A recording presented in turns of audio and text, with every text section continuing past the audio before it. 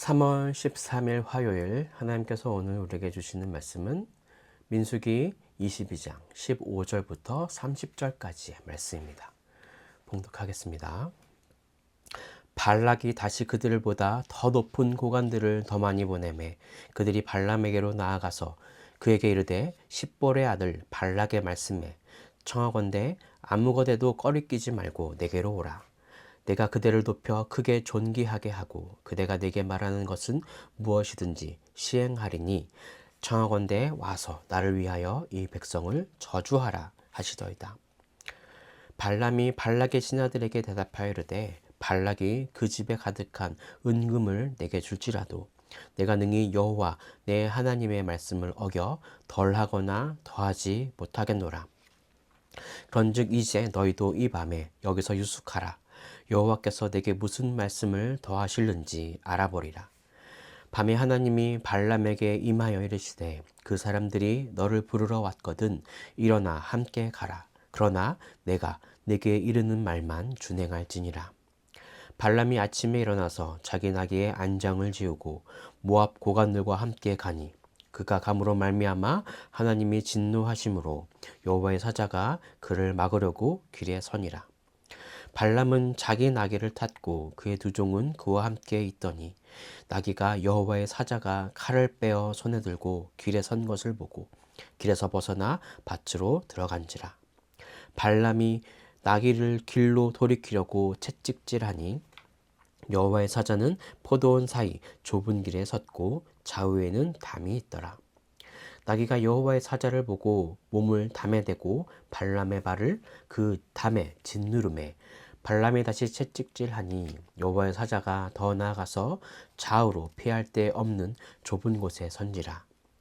나귀가 여호와의 사자를 보고 발람 밑에 엎드리니 발람이 노하여 자기 지팡이로 나귀를 때리는지라. 여호와께서 나귀 입을 여시니 발람에게 이르되 내가 당신에게 무엇을 하였기에 나를 이같이 3번을 때리느냐. 발람이 나귀에게 말하되 내가 나를 거역하기 때문이니 내 손에 칼이 있었다면 곧 너를 죽였으리라. 나귀가 발람에게 이르되 나는 당신이 오늘까지 당신의 일생 동안 탄 나귀가 아니냐. 내가 언제 당신에게 이같이 하는 버릇이 있었더냐. 그가 말하되 없었느니라. 아멘.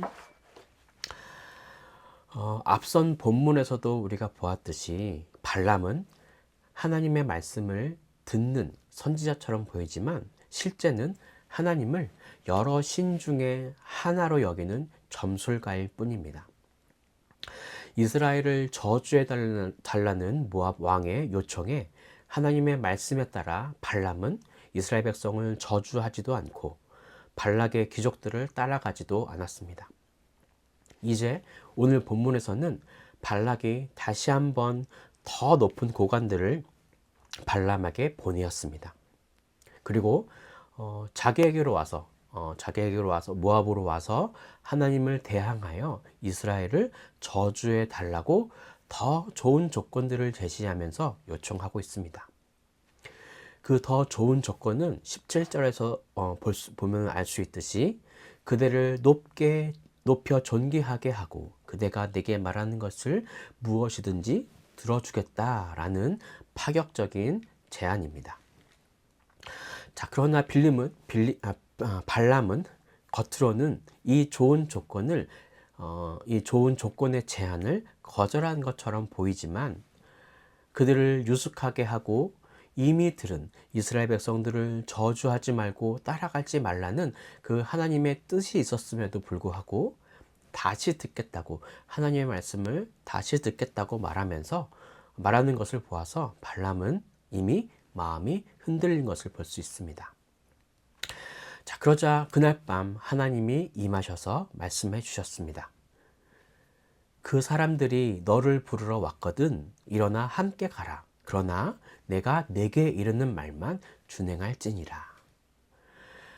발람의 속마음이 모압으로 가는 쪽에 더 기울어져 있음을 아시고 그의 자유의지를 억누르지 않는 강제적으로 막지 않으시는 하나님의 모습을 볼 수 있게 됩니다.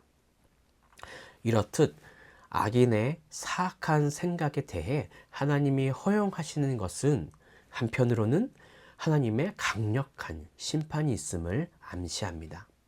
실제로 민수기 31장에서는 발람이 이스라엘의 미디안 정복 때에 비참한 죽음을 당하며 심판을 당하게 됩니다.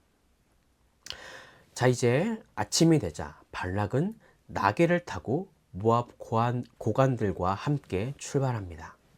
그러자 하나님은 여호와의 사자를 보내 그 길을 막아섭니다. 하지만 발람은 그 여호와의 사자를 보지 못합니다. 나귀만 칼을 빼어들고 있는 여호와의 사자를 보고 그 위험을 느끼고 길에서 벗어나 밭으로 들어가게 됩니다. 그러자 발람은 그 밭으로 들어가는 그 나귀를 채찍질하면서 다시 길로 돌아가고자 합니다. 여호와의 사자가 다시 그 앞을 막으니 나귀는 더욱더 좁은 길로 가고 발람은 계속해서 나귀를 길로 가도록 때리고 있습니다. 자, 그러자 이제 하나님이 나귀의 입을 여셔서 이렇게 말을 하기 시작합니다. 내가 당신을 일생 동안 태우면서 당신을 거역한 일이 있었느냐? 왜 3번이나 나를 때리느냐? 라고 질문한 것이죠. 자, 이러한 질문 후에 일어난 일들은 내일 본문에 나옵니다. 우리 내일을 기대하시면서 또 우리 내용들을 보셨으면 좋겠습니다. 자, 그렇다면 오늘 본문을 통해서 주시는 메시지입니다. 첫째, 인간의 가장 큰 약점은 탐욕입니다. 모아방이 17절에서 발람에게 높은 지위를 줄 뿐만 아니라 원하는 것은 무엇이든지 들어줄 테니 자신에게로 와서 이스라엘 백성들을 저주해 달라고 제안합니다.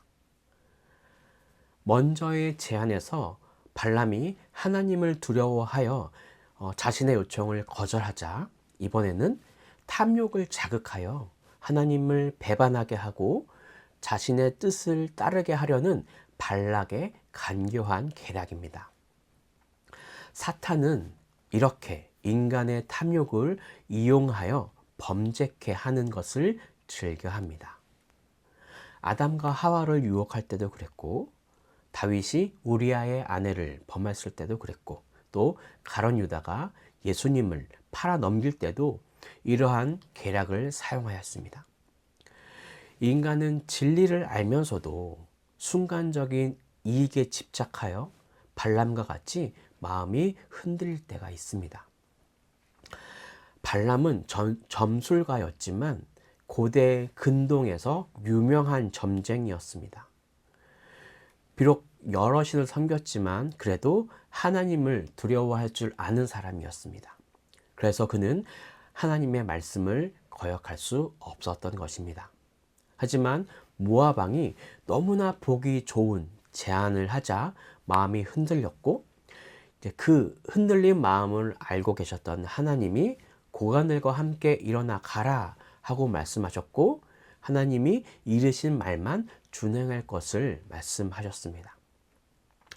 하지만 하나님은 여호와의 사자를 보내셔서 그 길을 막음으로 결국 모압으로 가는 것이 하나님의 뜻이 아니었음을 알 수 있게 하셨습니다. 하지만 탐욕의 눈이 먼 이 발람은 칼을 빼어든 여호와의 사자를 보지 못했고 애꿎은 나귀만 때리면서 나귀만 탓하고 있는 것입니다. 우리가 발람처럼 탐욕을 제어할 수 있는 훈련이 되어 있지 못한다면 하나님의 무서운 심판을 보지도 못하고 피하지도 못하게 됩니다. 우리는 아무리 큰 이익과 쾌락이 자신에게 안겨주는 일이 있을지라도 그것이 하나님의 뜻과 진리가 아니라면 단호하게 거절할 수 있어야 합니다. 하지만 그것이 쉽습니까? 탐욕을 절제하는 일은 너무나 힘든 일입니다. 눈앞에 보이는 곧 잡힐 것 같은 그러한 성공을 버리는 것은 참으로 힘든 결정입니다. 그래서 우리는 그리스도의 십자가의 보혈의 공로로 거듭나고 끊임없이 거룩한 삶을 살기 위해 주님의 은혜를 구해야 합니다.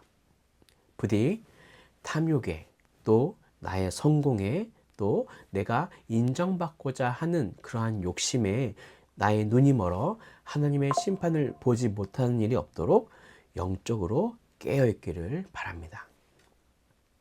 오늘 기도하시길 바랍니다.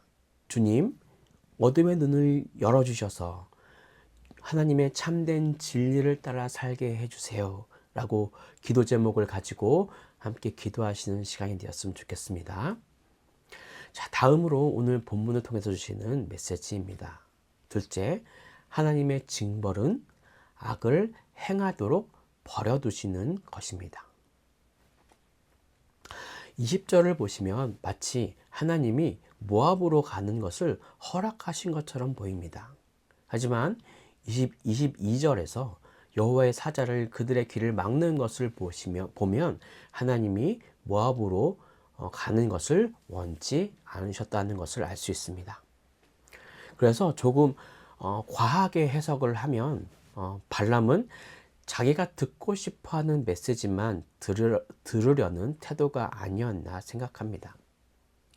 그들을 따라가 그들의 제안을 받아들이되 가서 하나님의 말씀만 잘 지키면 되겠지라는 그러한 타협하는 마음이 한 배가 더 좋다라고 들리게 된 것이 아닐까 합니다.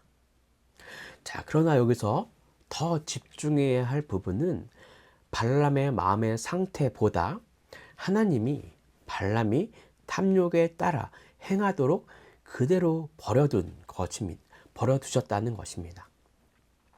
하나님의 진노의 말씀을 오히려 자신의 욕심을 합리화시키려는 데 이용하고 본격적으로 길을 떠나는 발람에게 더욱 진노하셔서 심판을 하시는 것은 당연한 일일 것입니다. 자, 여러분, 그 어떠한 징계보다 더 무서운 징계는요, 계속해서 내가 악을 행하도록 내버려 두시는 것입니다.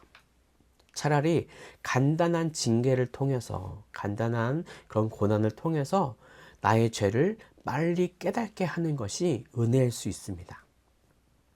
내가 하나님과 상관없이 살면서 기도하지 않고 살고 있는데 아무런 문제 없이 잘 살고 있다고 느껴지신다면 우리는 다시 돌아보아야 합니다. 점점 더 내가 죄악으로 빠져가고 있는지, 또 하나님이 나에게 아무런 제지 없이 가만히 두고 있으신 이것이 정말 무서운 징벌이라는 것을 우리는 다시 한번 기억해내야 합니다. 점점 죄에 대한 감각이 묻어짐으로 더욱 큰 죄악으로 나아가는 것이 인간의 본성입니다. 그러므로 우리는 하나님으로부터 오는 징계가 있다면 감사할 수 있어야 합니다. 이유를 알 수 없는 고난이 다가오는 것을 감사로 여기고 이 시간이 오히려 하나님과 가까워지는 시간이 되시길 간절히 바랍니다. 고난과 어려움이 다가올 때 오히려 이것이 기회임을 깨닫고 더욱 하나님께 나아가시는 우리 행복을 전하는 교회 성도님들이 되시길 간절히 바랍니다. 기도하겠습니다. 하나님, 오늘도 이렇게 말씀으로 이 아침을 깨울 수 있도록 인도해 주신 것 너무나 감사드립니다. 하나님, 우리는 탐욕의 동물입니다. 탐욕으로 살아가는 것이 너무나 좋아하는 것이 인간의 본성이었습니다.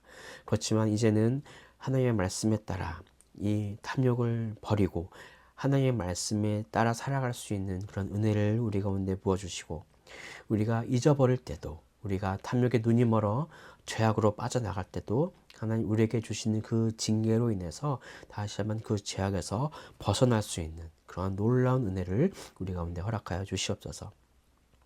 하나님, 더 기도하기 원하는 것은 하나님이 나를 내버려 두시는 일이 없도록 우리가 영적으로 민감하게 주님을 바라볼 수 있도록 인도해 주시고, 오늘 하루 내가 지었던 죄악들 모두 하나님께 회개하며 나아갈 수 있는 그런 시간들로 보낼 수 있도록 도와주시고, 그렇게 우리가 하나님의 길로, 하나님이 원하시는 길로 나아가는 그런 우리들이 될 수 있도록 인도하여 주시옵소서.